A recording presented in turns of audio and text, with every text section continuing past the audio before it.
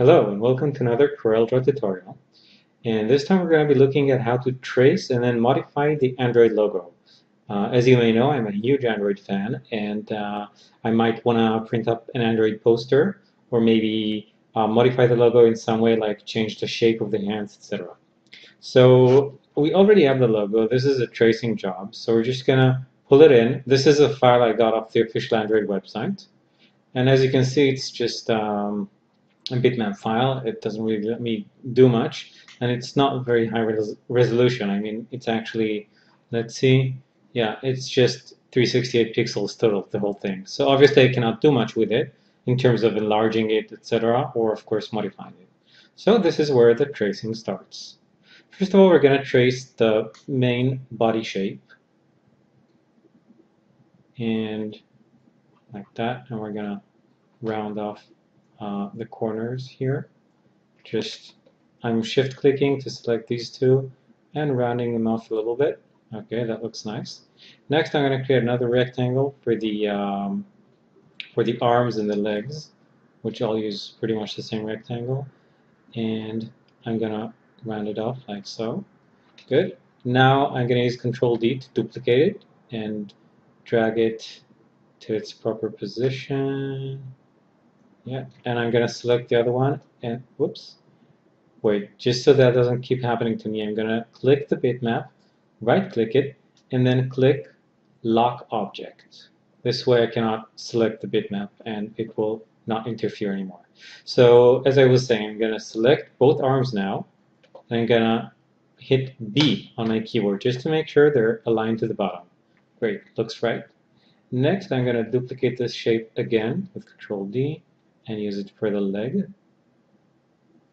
And again, for the other leg again, I'm going to bottom align it, and then I'm going to nudge it a little bit. Let's see what the nudge distance is. Good, the nudge distance is just 1 pixel, which is fine. So I can just, with my keyboard, nudge it here. All right, now it's time to make the head.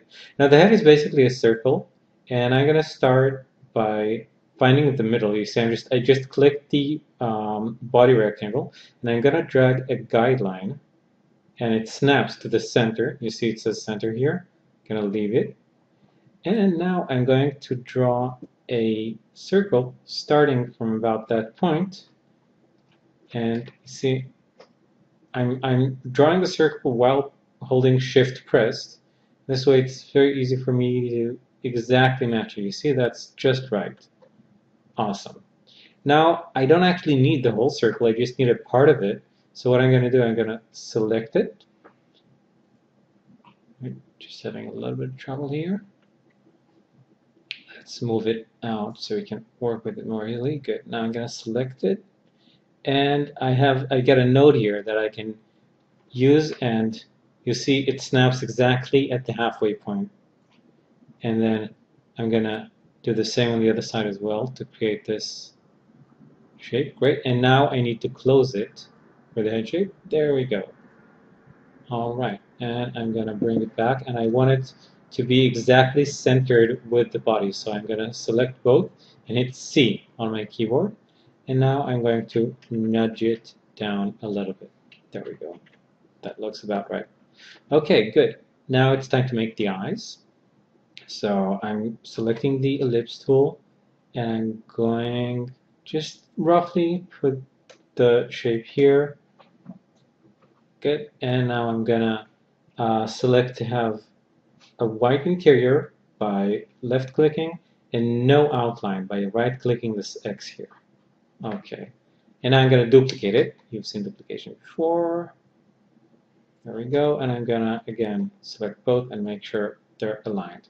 Nice. And now we have the antenna to make.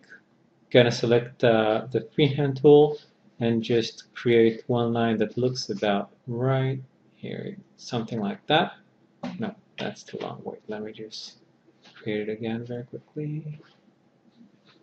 Yeah, something like that. Make it a little bit thicker, like, no, that's too thick, maybe 2 pixels. Okay. And now I am going to duplicate it, and I'm going to do that using Window, Dockers, Transformations. and it doesn't really matter which one I click. There you go. What I want is this. I want to mirror it, and I would like to make one copy. Done. And now I have another shape, which I'm just going to move with the keyboard until it lines up with the other side. Okay, so the basic shape is done, and now we're gonna get the color right. So first of all, let's select the shape and just move it a little bit so we can see what we created. Okay, yes, that does look quite similar to an Android.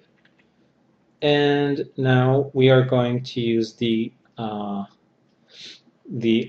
tool to grab this color by clicking and then quickly fill it in like so. Great.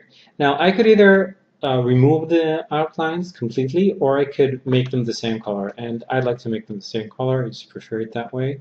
So I hover over an outline, and as you can see, the little icon next to the paint bucket changes to show that I'm working with an outline now. I'm gonna do the antennas too, and good.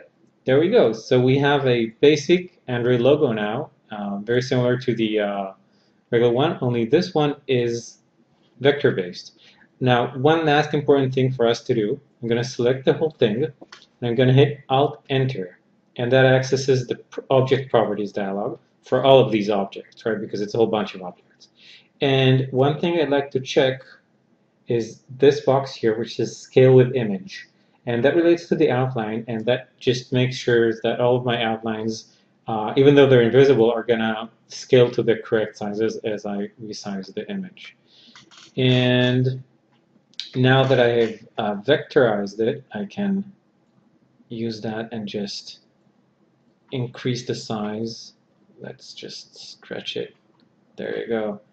And that stays nice and smooth because it's vector based. And now, of course, we can move the arms and the legs a little bit. Let's rotate the legs a little bit, maybe like so. Maybe something like that. And have it say hi. Let's do this. Yeah, okay. So that's how you very quickly recreate the Android logo using CorelDRAW X5. As one last note, I could, of course, trace the bitmap, only that would give me a little bit less flexibility. Thus, the results might not be as good because the bitmap is very small. That's why I wanted to recreate it from scratch. That's it. Thank you for watching.